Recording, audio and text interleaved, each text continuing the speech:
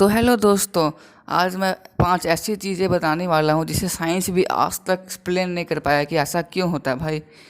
फिर आप ये वीडियो देखने के बाद आप ये सोच सोच के एकदम हैरान परेशान हो जाएंगे कि हम लोग आज तक जो जो पढ़ रहे हैं वो सब बस एक साइंटिस्ट या फिर कोई फिलोसफर का कोई लिखा लिखा हुआ मनगढ़ंत कहानियाँ हैं या कोई थ्योरी है।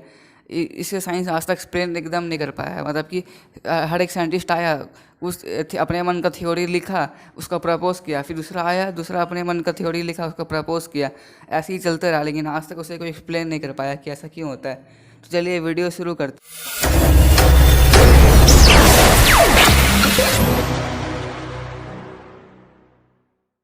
करता हूँ।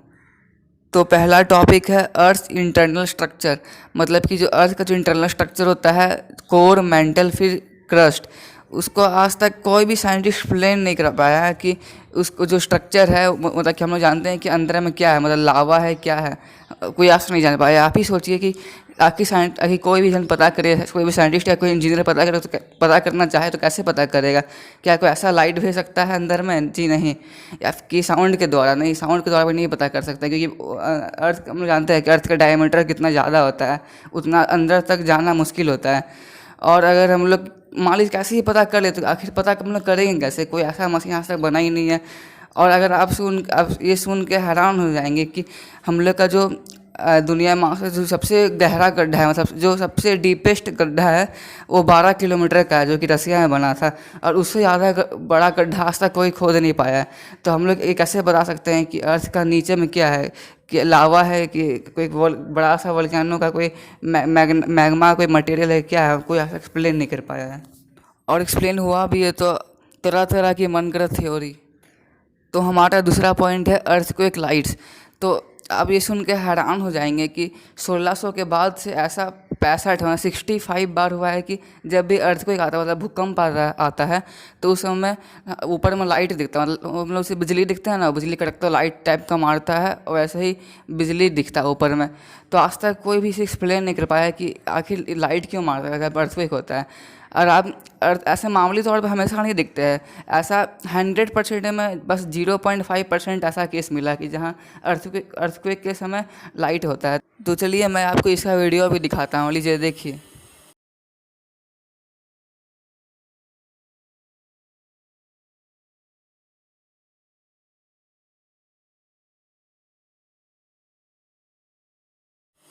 तो हमारा आज का तीसरा पॉइंट ये है कि why every magnet have two poles. जी हाँ, आपने सही सुना कि मैग्नेट, आप जानते हैं कि ऐसा कि मैग्नेट के पास दो पोल होता है, एक नॉर्थ होता है, एक साउथ होता है। वो आखिर होता कैसे है? मतलब कि वो अपने आप में कैसे फॉर्म हो जाता है?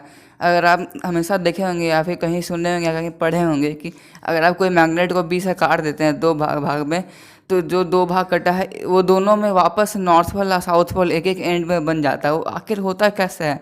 उसे भी आज तक कोई साइंटिस्ट उसे भी एक्सप्लेन नहीं कर पाया कि आखिर ये कैसे होता है, इसका कारण क्या है। और आप हमेशा जानते हैं कि साइंस का कोई भी रीजन, कोई एक प्रिंसिपल या कोई एक लॉ को फॉलो करके उसमें एविडेंस बनाया जाता है, उसका प्रूफ या फिर उसे बुक में पब्लिश किया जाता है। तो जो मैग्नेट लॉ केस में है, उसका वो कोई प्रिंसिपल पे काम नहीं कर रहा है, वो कोई लॉ बना रहा है। तो आखिर वो होता कैसे? आज तक कोई उसे एक्सप्लेन नहीं कर पाया सिवाय मनगढ़ंत थ्योरी के। थोड़ा आप ही दिमाग लगा के कोई पीपल का पेड़ के नीचे जाके सोचिए कि आखिर हमेशा कोई दो मैग्नेट में खुद से ही नॉर्थ और साउथ पोल कैसे फॉर्म हो जाता है? कोई तो क्या इसमें कोई जादू है, कोई मैजिक हो रहा है? कैसे हो रहा है? कोई कैसे आप उसको एक्सप्लेन कर पाएंगे?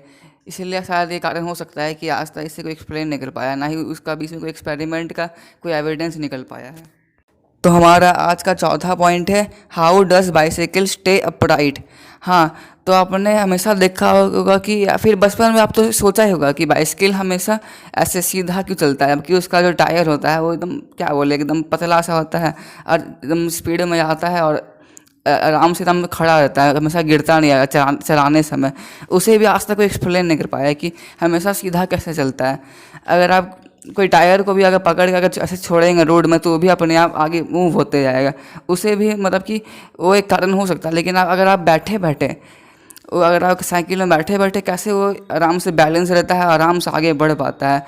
वो भी इतना भारी भरकम वेट, कोई मोटा से मोटा आदमी चलाता है तब भी उसमें कुछ नहीं होता है, बस सीधा ही चला जाता है। तो ऐसे तो बहुत सारा मैथमेटिकल प्रूफ तो करने की कोशिश हुआ भी है। उसमें अगर एक एक्सपेरिमेंट की कौन सा प्रूफ तो हुआ था मैथमेटिक्स में, उसमें ये पता चला कि ये 25 वेरिएबल्स का ऊपर डिपेंड कर रहा है। एक नहीं, दो नहीं, तीन नहीं, 25 वेरिएबल्स का ऊपर। जैसे कि मान लीजिए वेरिएबल, अगर आप अच्छा से मैं आपको समझा वेरिएबल मतलब क्या होता है कि जैसे कि मान लीजिए कोई रेक्टेंगल है, तो रेक्टेंगल कौन सा दो चीज़ में डिपेंड कर रहा है, उसका जो एरिया है वो कौन सा दो चीज़ में डिपेंड कर रहा है, पहला लेंथ और दूसरा ब्रेथ।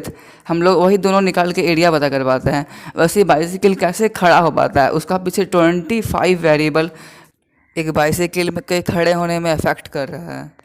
अगर मैं एक एक करके सभी वेरिएबल का बारे में बताऊं तो जो मेन वेरिएबल है उसका बारे में बता देता हूं। तो वो है, पहला तो व्हील का साइज़ है, मतलब कि जो व्हील का साइज़ है, मतलब जो थिकनेस होता है वो कितना है, उसमें भी डिपेंड करता है कि अब खड़ा होने का सीधा। और दूसरा तो है रोड का शेप, मतलब कि रोड कैसा है, टेढ़ा मेढ़ा है या फिर थोड़ा स्लोपी है, किस टाइप का है। और तीसरा है वेट, मतलब कि जो इंसान उसमें बैठा हुआ है उसका क्या वेट है। और चौथा है angle of the front Fock, मतलब जो हम लोग का जो आगे का जो एंगल बनता है फॉक का, वो कैसा है। तो अगर हम, अच्छा आप एक चीज़ गौर किए हैं कि अगर आप साइकिल चलाते हैं तो मतलब जब चलाते हैं, जब आप पहली बार साइकिल चलाना सीखते हैं तब आप ये सोचते हैं कि इसको चलाना कैसे सिखाया जाता है, मतलब आपको पता नहीं होता है कि इसको चलाना सीखा कैसे जाता है। आप खुद से ही गलती से सीखते हैं, मतलब कि आपको पता नहीं है, लेकिन एक ना एक दिन ऐसे चलाते चलाते गलती से आपका साइकिल आगे चल जाता है और ऐसे ही आप करते करते सीख जाते हैं। मतलब उसको भी आज तक कोई एक्सप्लेन नहीं कर पाया कि उसको सीखा कैसे जाता है। बस लोग क्या करते हैं, गलती से उसको सीख जाते हैं। ये भी कैसी अजीब बात है। तो हमारा आज का 5वां पॉइंट है कि how long is the UK's coast line, मतलब कि यूनाइटेड किंगडम का जो कोस्ट लाइन है, मतलब कि जो कोस्ट लाइन होता है, मतलब कि समुद्री जो तट होता है वो कितना बड़ा है, उसको भी आज तक कोई एक्सप्लेन नहीं कर पाया। मतलब कि कोई इंजीनियर उसको कैलकुलेट नहीं कर पाया कि उसका जो कोस्ट लाइन, उसका जो समुद्री तट है वो कितना बड़ा है।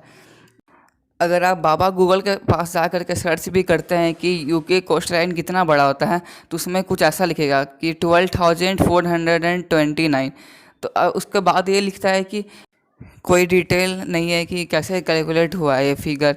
मतलब कि गूगल भी, मतलब आप गूगल पर जाकर देखेंगे तो वहाँ पे भी आपको कोई अच्छा रिजल्ट नहीं मिलेगा। चलिए मैं आपको खुद एक प्रूफ दिखा देता हूँ, लीजिए देखिए।